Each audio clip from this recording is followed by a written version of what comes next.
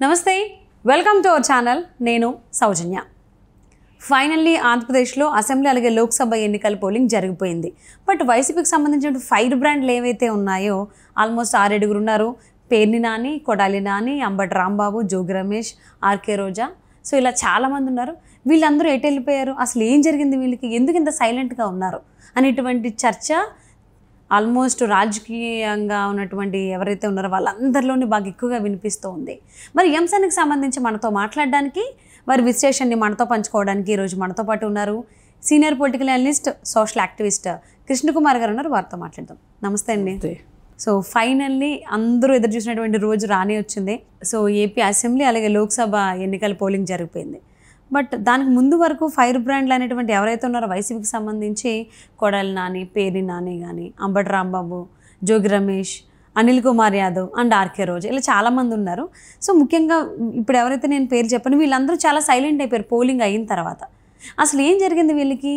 ఇన్నాళ్ళు ఫైర్ బ్రాండ్ల కింద ఫైర్ అయిపోయిన వీళ్ళు ఎందుకు పోలింగ్ రోజున అంత స్తబ్దుగా సైలెంట్గా, అసలు వీళ్ళు ఉన్నారా, అసలు వచ్చారా లేదా అనేటువంటి విధంగా అభిప్రాయపడేలాగా ఎందుకు అంత సైలెంట్గా ఉన్నారు వాళ్ళు?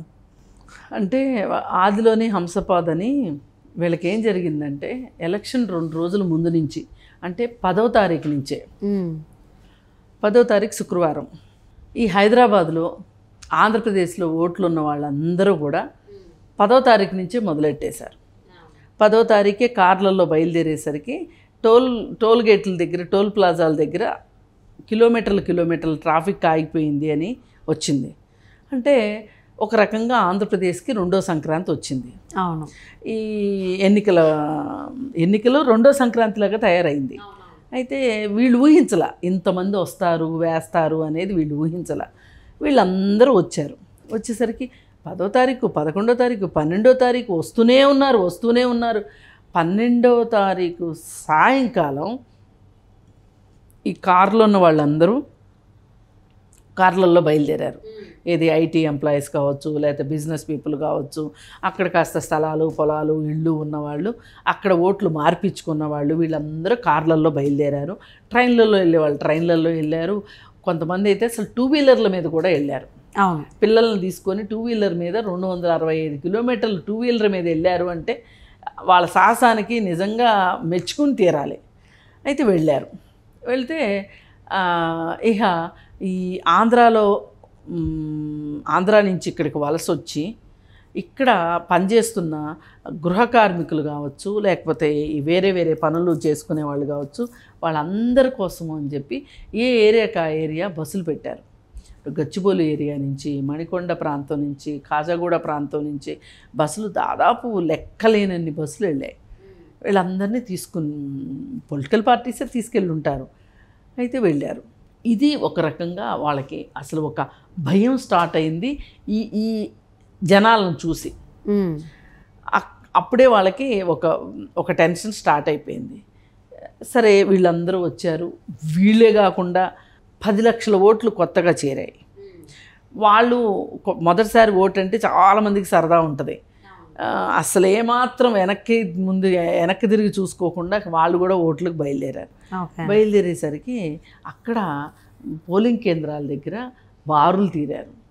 కొన్ని ఊర్లలో అయితే ఈవీఎంలు కొంచెం మొరాయించడం ఒక కారణం కావచ్చు, లేదు వెల్లువలాగా జనాలు రావటం కావచ్చు. కిలోమీటర్ల దూరంలో క్యూలు ఉన్నాయి. ఒక్కొక్క ఓటు వేయడానికి 2 గంటల టైం పట్టింది అంటే కూడా ఆశ్చర్యపోవక్కర్లా. అయినా కానీ మొక్కవోని ధైర్యంతో ఉన్నారు అక్కడే. ఇవన్నీ చూస్తూ ఉంటే ముందు 2 రోజుల పరిస్థితులేమో ఇలా ఉన్నాయి, పోలింగ్ రోజు పరిస్థితి చూస్తేనేమో ఈ జనాలు చూస్తే పిచ్చగా అసలు ఎట్లా అంటే అట్లా ఉన్నారు. ఇక వీళ్ళకి అసహనం స్టార్ట్ అయిపోయింది. మనం గెలవకపోతే ఎట్లా? ఇప్పుడు వీళ్ళందరికీ ఇమ్మీడియట్గా గుర్తొచ్చేది ఏంటంటే గత 5 సంవత్సరాల్లో వీళ్ళు చేసిన అరాచకాలు, అధికారాన్ని అడ్డం పెట్టుకుని వీళ్ళు చేసిన పనులు వాళ్ళకి భయం వేస్తుంది కదా. మరి అరే రేపు పొద్దున డిస్ప్లేస్మెంట్ అవుతుంది, వాళ్ళ ప్లేస్లోకి మనం, మన ప్లేస్లోకి వాళ్ళు వెళ్తున్నాం. ఇప్పుడు మన స్థానాల్లోకి టీడీపీ వాళ్ళు వస్తారు, మన సంగతి చూడకుండా ఉంటారా అనే ఒక భయం అయితే ఉంటుంది కదా. పైగా ఎక్కడికక్కడ గొడవలు జరుగుతుంటే కూడా తెలుగుదేశం వాళ్ళు ఎక్కడ ఆగట్లా. అసలు మీకు ఎందుకు పల్నాడులో ఒక అమ్మాయికి మొహం మీద కొడితే పెద్ద గాయమైంది, ఒక కన్ను ఇంత వాసింది, అంత అయితే కూడా అసలు నాకు ఇంత దెబ్బ తగిలింది అనే ఒక చిన్న ఫీలింగు ఆ అమ్మాయి మొహంలో లేదంటే మీరు ఆశ్చర్యం అండి. అంటే స్టాండ్ స్టిల్గా అలా నుంచుంది. నేను చూసి నాకు భయం వేసింది, చూసే వాళ్ళకి భయం వేసింది కానీ ఆ అమ్మాయి భయపడలా. మరి మొన్న ముఖ్యమంత్రి సార్ వారు చిన్న గులకరాయి తగిలినందుకు ఆయన చేసిన వీరంగం, ఆయనకి సాక్షాత్తు ప్రధాని దగ్గర నుంచి ఫోను, ఆయన పరామర్శల వెల్లువలు ఇవన్నీ చూస్తే అసలు అతను భయపడిపోయిన భయానికి ఎంతమంది డాక్టర్లు అండి, 6 డాక్టర్లు చుట్టుముట్టి అదేదో పెద్ద యాక్సిడెంట్ జరిగింది, జరిగితే వచ్చేంత వ్యవహారం నడిపించారు కాసేపట్లో. మరి ఆ అమ్మాయిని చూస్తే అసలు ఏమీ లేదు. ఇక్కడ స్కిన్ వేలాడుతుంది, స్కిన్ వేలాడుతుంది, బ్లడ్ కారుతుంది, కన్నింతలా వాసింది, ఇంకా వేరే కార్యకర్తలకు కూడా తలలు పగిలినాయి, వాళ్ళందరికీ బ్లడ్లు కారుతున్నాయి, అసలు తరిమి కొడుతున్నారు, నాటు బాంబులు వేశారు, ఇన్ని జరిగినాయి. ఇవన్నీ చూస్తుంటే కూడా వీళ్ళు ఊహించింది ఏంటంటే మనం ఏదో ఒక భయోత్పాతాన్ని సృష్టిస్తే తెలుగుదేశం వాళ్ళు కార్యకర్తలు పారిపోతారు, అలాగే వాళ్ళు పారిపోవడం చూసి ఓటర్లు కూడా పారిపోతారు, మనం ఆ విధంగా గెలుద్దామని వాళ్ళు స్కెచ్ చేసుకున్నారు. అది కాస్త వాళ్ళ ఆశల మీద నీళ్లు పోసినట్లు అక్కడ వాతావరణం చూసేసరికి ఆ వాతావరణాన్ని వాళ్ళ దృష్టిలో భయానకమైన వాతావరణం, ఎదురు పార్టీ వాళ్ళకేమో సంతోషకరమైన వాతావరణంలో ఎన్నికలు ముగిసేసరికి వీళ్ళకి అర్థమైపోయింది. అంటే ఓటర్లు చుట్టుపక్కల ఉన్నటువంటి రాష్ట్రాల నుంచి పోటెత్తడం వల్ల వీళ్ళందరూ దాని గురించి భయపడి అసలు ఆదిలోనే హంసపాద్ అన్నది అదే. నేను అసలు అక్కడే వీళ్ళకి భయం స్టార్ట్ అయింది. అది స్టార్ట్ అయింది చాలనట్లు నెక్స్ట్ రోజు ఎలక్షన్ రోజైనా మనం భయోత్పాతం సృష్టిద్దాము, భయపెడితే చచ్చినట్టు పారిపోతారు, ఓటర్లు పారిపోతారు, కార్యకర్తలు పారిపోతారు అని వీళ్ళు ఒక ఫీల్ గుడ్ ఫ్యాక్టర్ని వాళ్ళు అనుకుని ఇలా చేస్తే బాగుంటుంది అని వీళ్ళు ఒక స్కెచ్ చేసుకుని బయలుదేరితే దానికి కూడా వాళ్ళేమీ అసలు వెరవలేదు, దడవలేదు. అసలు పల్నాడులో జరిగిన అమ్మాయి విషయం చూస్తే గనక ఎవరికైనా ఆశ్చర్యం వేయకుమాందో.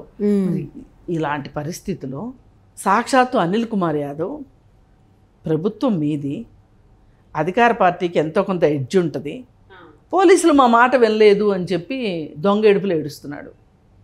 ప్రజలు మా వైపు లేరు అంటే బాగోదని పోలీసులు మా వైపు లేరు అని చెప్తున్నాడు. అంటే పోలీసులు తెలుగుదేశం వారికి సహకరించారు అని చెప్తున్నాడు. మెదడు అరికాల్లోకి వస్తే అట్లాగే ఉంటుంది. మరి సరే, ఏది ఏమైనా మనం వేచి చూసిన క్యాండిడేట్లు ఎవరు అంటే ఎవరైనా సరే అసలు వీళ్ళేం మాట్లాడతారు చూడాలి అనుకున్న వాళ్ళు ఆర్కే రోజా, అంబటి రాంబాబు, మరి మామూలుగా అయితే ఇంత గొంతేసుకుని మాట్లాడతాడు కదా, అలాగే పేర్ని నాని, గుడివేడ నాని, ఇలా వీళ్ళందరూ వల్లభనేని వంశీ, ఈ అగ్గివీరులు అనమాట వీళ్ళు, ఫైర్ బ్రాండ్స్ అంటారు కదా, జోగి రమేష్ అసలు మామూలుగా అందరికంటే ముందు ఉంటాడు జోగి రమేష్. వీళ్ళందరూ కూడా అసలు కన్నంలో ఎలుకలు దూరతాయి చూడండి, అట్లా వెళ్ళిపోయారు. అవును, లిటరల్లీ అందరూ వెయిట్ చేస్తున్నారు పోలింగ్ రోజున వాళ్ళు వచ్చి ఏం మాట్లాడుతున్నారు ఏంటి ప్రజలు, అలాగే కొంతమంది రాజకీయ నాయకులు, రాజకీయ విశ్లేషకులు కూడా. బట్ ఏమైందో తెలియదు కానీ నిజంగానే మీరు అన్నట్టు కలుగులోకి వెళ్ళిపోయారు. ఎప్పుడు వస్తారు ఎలక్షన్కి సంబంధించి? రిజల్ట్స్ వచ్చిన రోజు వస్తారా? రిజల్ట్స్ తర్వాత మధ్యలో కాస్త తేరుకుని వస్తారు. అదే ఎప్పుడు వస్తారు? మేబీ రిజల్ట్స్ వరకు వెయిట్ చేస్తారా, ఇంకా ఈ ముందే వస్తారా అనేది చూద్దాం. మధ్యలోంచి వస్తారులేండి. ఇప్పుడు మీడియా కూడా ఊరుకోదు కదా, వాళ్ళని రెచ్చగొడుతుంది కదా, ఎక్కడ దాక్కున్నారు, ఇప్పుడు దాకా వీరంగాలు వేశారు కదా, అది చేశారు ఇది చేశారు అంటే ప్రజల నుంచి కూడా అలాంటి ప్రశ్నలు వస్తాయి. ప్రజల నుంచి కూడా వస్తే వాళ్ళు కొంచెం ఫేస్ సేవింగ్ చేసుకుంటానికైనా. సో చూద్దాం మరి ఎప్పుడు వాళ్ళు కలుగులోంచి బయటకు వస్తారు అన్నట్టు. Thank you so much Krishnakumari గారు. ఓకే.